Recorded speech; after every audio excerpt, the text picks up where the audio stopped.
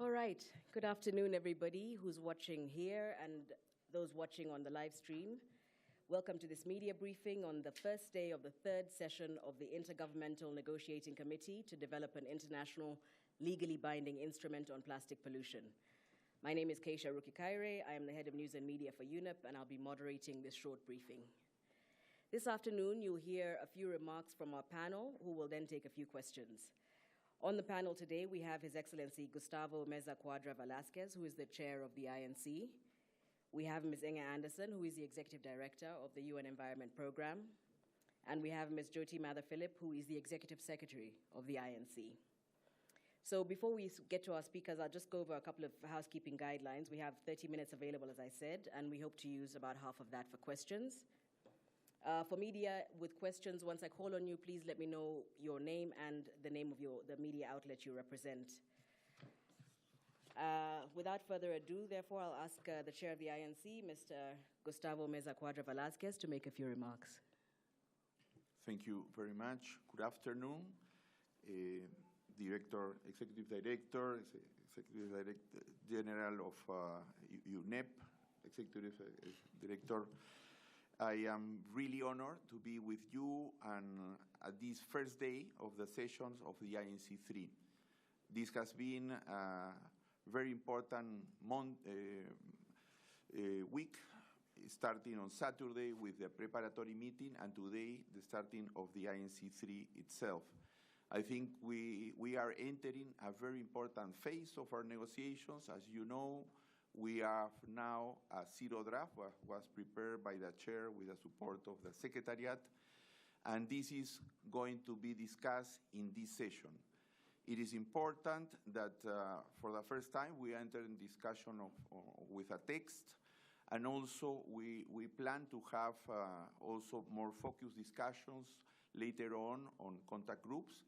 The idea is to revise all the issues we have already presented in this text. That includes, as was mandated, the whole life cycle of plastics.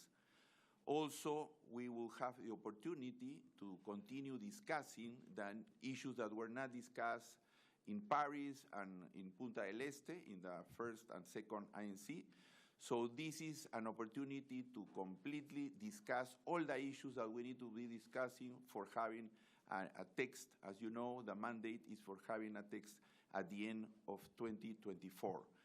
I hope that the spirit of Nairobi, which was here where we adopted the resolution, UNEA 514, which started this whole process, will help us to find ways to find common solutions to this urgent problem of plastic pollution.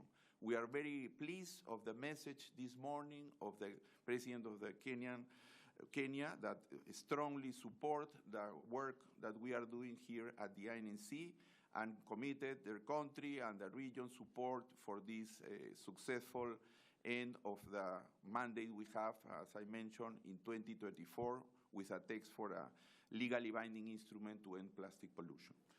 So with that, I thank you very much, and I'm very open to any questions. Thank you. Thank you very much, Excellency. Our next speaker will be Ms. Inge Anderson, who is the Executive Director of UNEP. Thank you very much. And to members of the press, welcome. We are obviously very happy that the press is covering these negotiations. They're absolutely critical. We are at the third INC, and we are here this week because nations have decided that we need to find a solution to plastic pollution, and we understood that it poses a major threat to environment as well as to people. And nations promised back in 2022 to do something about it. Right now, as you heard His Excellency President Ruto say in the opening, we produce about 430 million tons a year, and only 10% of that is recycled. 74% ends up in landfills, and from there it goes into the environment, or it already goes straight into the environment. So we have to take action. We also understand that there are chemicals associated with these plastics, many of them harmful. And we also, of course, understand that when we end up burning plastic, we are causing significant climate impact. So that's why 18 months ago here in this beautiful compound of the United Nations at Nairobi, member states took the decision to start this process. with the resolutions on plastic. Now, I want to emphasize, as I did in my opening speech in the plenary, that the life cycle element is crucial. This instrument is not about recycling and improving recycling. This instrument is not just about waste management or cleanups. It is about a complete rethink on how we use plastics. We need fewer virgin materials. We need to reduce the unnecessary and eliminate the unnecessary, those mindless plastics that we just use for 5 minutes, but 500 years in the landfill kind of plastics. We need to rethink completely, and we need to not have harmful chemicals in that which remains. And obviously, we need to think about getting plastic out of nature, reduce the climate impact, and about that which we speak to, a just transition. Just transition that includes decent jobs for those today who work in the plastics industry, decent jobs and opportunities for waste pickers and for the communities impacting.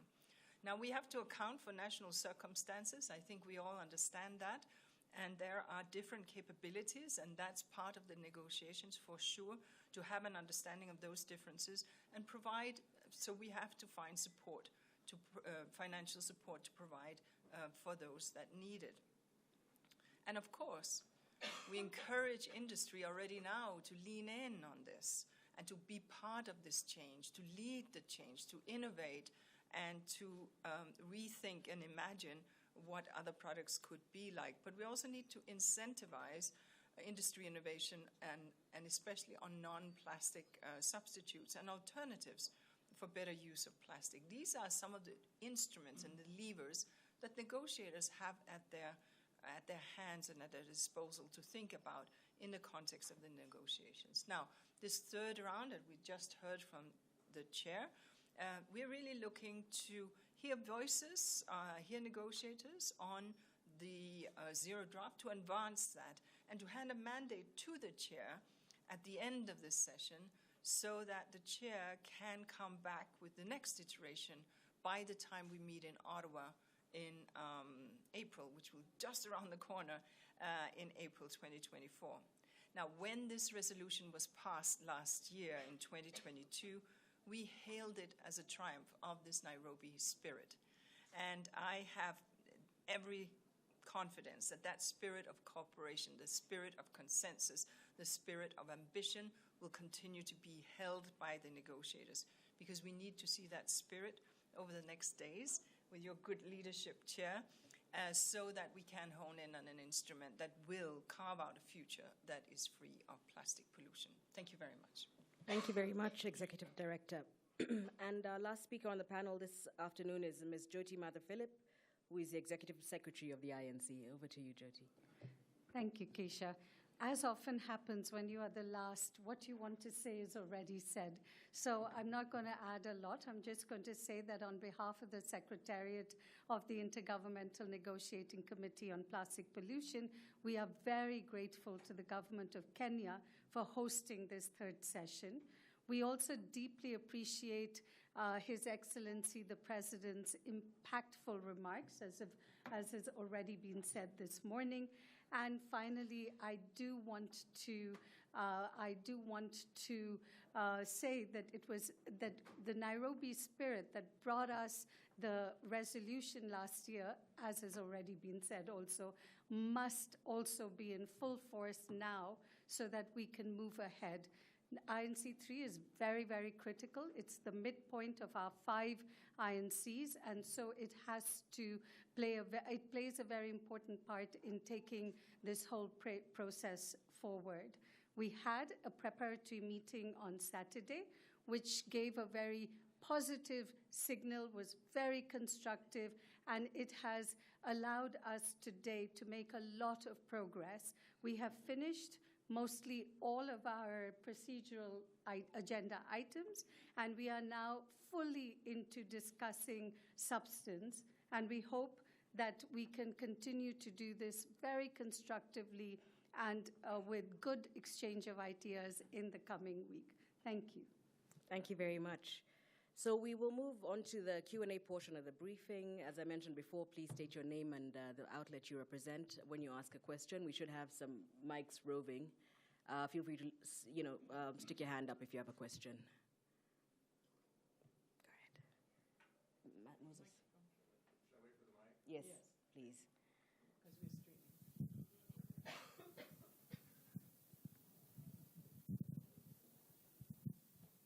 Hi, I'm Steve Tolikan with Plastics News magazine. My question is process and substance. We lost 2 days in Paris because there were substantial differences countries expressed about the direction of the treaty. It seems like those differences are still existing, but they haven't gummed up the works like they did in Paris. Are we sort of papering those over now, or do you feel that any substantial progress has been made on those differences? Can you offer your comments on that? Maybe I'll ask the chair to... Thank you for that question. Yes, we had a difficult start in Paris, but we don't see that as a loss of time. Really, countries need to be heard, need to present their views, and sometimes some countries needs to find be heard and find compromises. No, that was the case in Paris. No, we find a compromise in a particular issue, which was the rules of procedure that always are very important for a negotiation. We are here also following that decision, no, because it's basically we are working on a provisional basis with these rules, with this interpretative statement that was adopted after these 2 days. We are prepared for these time discussions. I think always there can be issues of procedural issues, but we hope, and it's our desire, to go as soon as possible to substantive discussion. Now we are following our plan. The agenda of this morning was as planned. We hope that we will continue with national statements this afternoon, and hopefully we can go, as I mentioned at the beginning, with more focused discussion in contact groups. This is our side. We hope that it will be accepted and go as planned in order to have a successful INC3, where we enter really in discussions, as I mentioned, as having the zero draft as a starting point. Thank you. Thank you. Any additional questions? Please.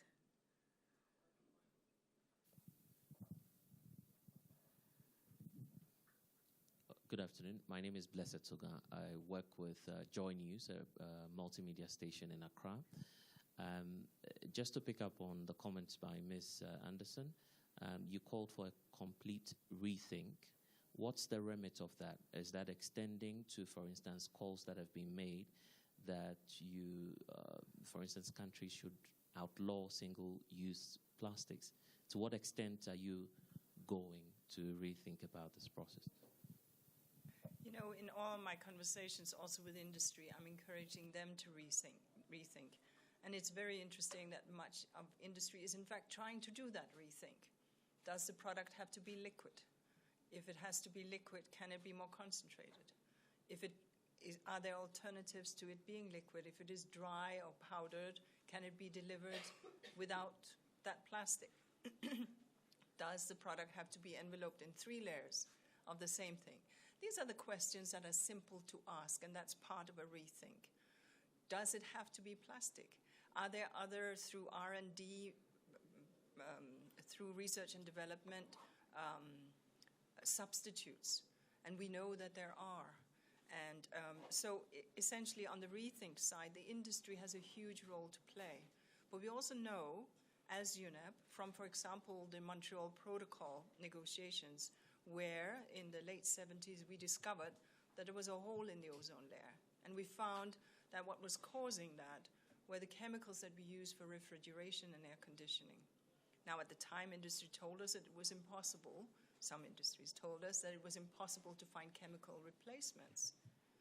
But the world decided, nevertheless, that it was not a good thing to have a hole in the ozone layer, and therefore said that these things shall be outlawed or shall be exited, with support and financial support to those who needed it. And guess what? Today your refrigerator still cools, but it uses different chemicals. So I think that's part of the sort of modus of rethink that we want to inculcate with everyone, that there is this understanding. Now, how does that then get reflected into a treaty text is now for member states to think through. And there are different on-ramps to that. Some have called for reduction in overall polymer production. Some have called for taxes and incentives to incentivize away from virgin polymer into recycled polymer. Some have called for alternative materials. Some have called for exit of certain hazardous chemicals. All of these are on the table right now in these negotiations. And I think we from UNEP side, we are long in the tooth in environmental, multilateral environmentalism, and we know that having this broad discussion under the leadership of member states, but with everyone under the big tent, is the way that we arrive at sustainable solutions. Thank you. Thank you. We have one over there. Thank you.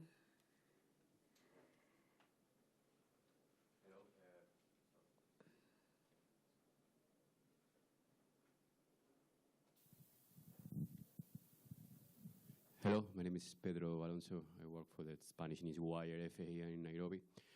I have a couple of questions for the chairman.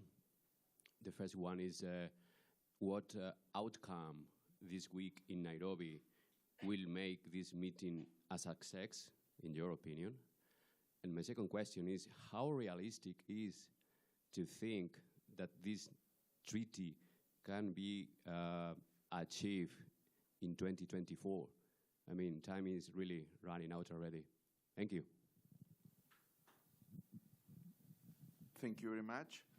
As we mentioned in the scenario note we distributed before the meeting, what we are aiming at is the main goal would be to have a clear mandate for the next chair to prepare a revised text, an iteration of a text we have right now, in order to move forward.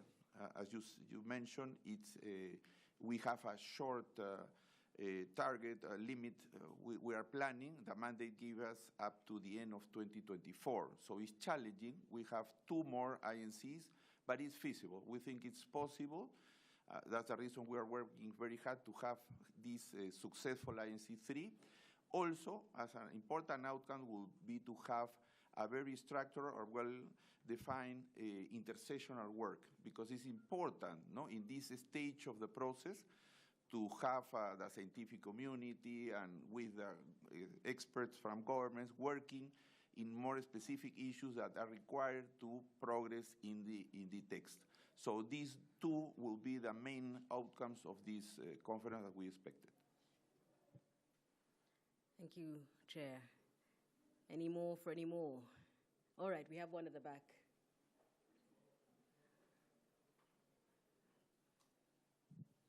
Well, thank you. My name is Minslet from Radio France International Kiswahili Service. Some of the biggest players we are looking at are the private sector and the producers. What has been the level of engagement so far since the second session in Paris? Yes, Can you say the last sentence again? the progress since the second session in Paris. Yeah, what has been the level of engagement with the private sector and the producers since the second session in Paris? So, of course, the Secretariat, under the leadership of Mrs. Matou-Philip, listens to all sides, but does not have specific engagement with one sector or another. I think it's fair. From UNEP's side, we have been certainly engaging similarly with all sides, and listening, doing a lot of listening, understanding. For example, on the sidelines of the General Assembly in New York, there were quite a lot of meetings that I had the opportunities to have, and precisely to hear from industry sides as well as from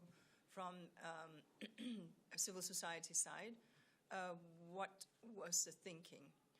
The interesting part is that a large slice of industry, what they're asking for is a level playing field. What they're asking for is predictability. What they're asking for is knowing what the market will be like 5 years, 10 years out so that they can plan. What they don't want is an unlevel playing field where they can't compete. And what they don't want is that this treaty instrument could become a barrier for trade, but they also want it, this is what I'm hearing from industry, which is your question, that they're looking for a level playing field and market predictability. So I think that's fair, because if you are in the business of innovating, you need to know where you're going and what might be the routes you may wish to take. Many of the CEOs with whom I have engaged, since your question is on private sector, are very much aware that yes, there are different interests, and yes, it is difficult, but are also wanting to be leaders and aware that their market value may not go up by their product empty emballage, what's called packaging, be floating about in the environment. Workers' pride may not be going up if their product packaging is in the open environment. So I think workers' pride and shareholder pride and value are also part and parcel of a conversation that I think I'm understanding is happening, because if the company leans in and not greenwashing, I have to insist, of course, but genuinely makes some of these shifts, it's our belief that it's not only good for economies, it's good for jobs, it's good for opportunities, and that indeed there are alternatives. So we're very much looking forward to hearing those voices from industry on leading and being part of that change. Thank you, Ms. Anderson. Yes, I see Stephen has his hand up again. Sorry, yes. Next to you, Moses.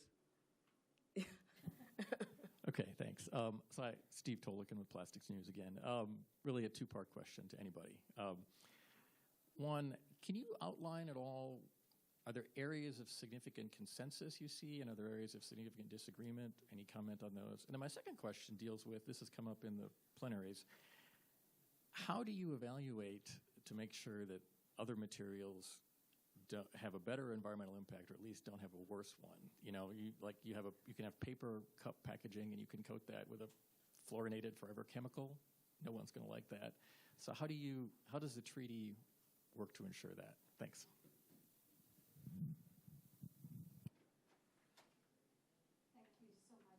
Thank you so much. Maybe I'll let the chair answer the first part, but I think I can point you to the zero draft, which does talk about substances and alternatives that are developed with a precautionary principle, and that it doesn't create problems in the future. Of course, at the end of the day, the treaty is going to be negotiated by the member states, but I'm sure that principle will hopefully remain. Chair, you want to talk about convergence and divergence? Yes, I think we have seen through submissions and other exchanges that there are probably some areas that are less controversial than others, no? It's difficult to say what specific, but I can say, for example, mention in the proposals related to waste management are really an area where everybody agrees that we need to have very strong measures and very improvement in what is happening right now in terms of how we are having processing plastic all over the world. So there are, I can mention, but I would like to highlight this as one of the areas where we have a lot of convergence. Thank you very much. I think that's about all the time we have as well for today. So I'd like to thank our speakers and the members of the press for your time and attention. We will have a press release coming out on the opening day later this afternoon. And at 2:30 in this room, Greenpeace will have a press conference of their own. So please keep watching your email. We'll have media advisories through the week on anything else that's coming out in terms of press conferences. Thanks very much, everyone.